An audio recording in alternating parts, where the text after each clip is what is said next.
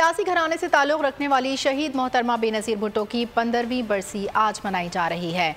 2 बार की वज़ीर आज़म मोहतरमा बेनज़ीर भुट्टो की सियासी जद्दोजहद, उनकी निजी जिंदगी पर एक नज़र डालते हैं इस रिपोर्ट में। वालिद के हमरा हर सरकारी दौरे पर साथ रही। बड़े सियासी घराने की लाडली पिंकी ने खूब नाम कमाया। आज मोहतरमा बेनज़ीर भुट्टो की 15वीं बरसी पर उनके चाहने वाले खूब याद कर रहे हैं।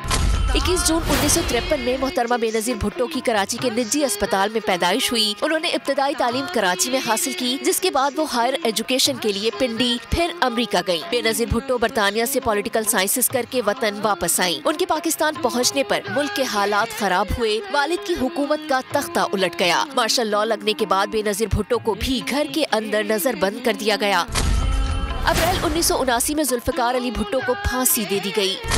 1986 में बेनज़ीर वतन वापस लौटी तो लाहौर एयरपोर्ट पर उनका फ़क़ीदुल मिसाल इस्तकबाल किया गया।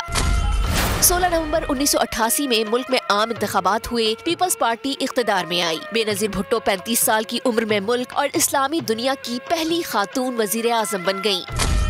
अगस्त 1990 में बेनज़ीर भुट्टो की हुकूमत गिरा दी गई।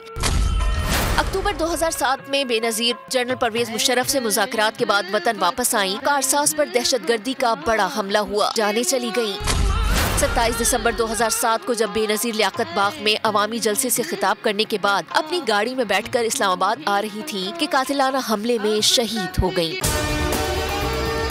और अगर आपको हमारी ये वीडियो पसंद आई है तो लाइक पर क्लिक कीजिए। हकीकी आजादी की जंग में बोल भी कप्तान के हमकदम। इलेक्शन कराओ मुल्क बचाओ की लाइव ट्रांसमिशन, दिखाई लम्हा बलम्हा सूरत हाल।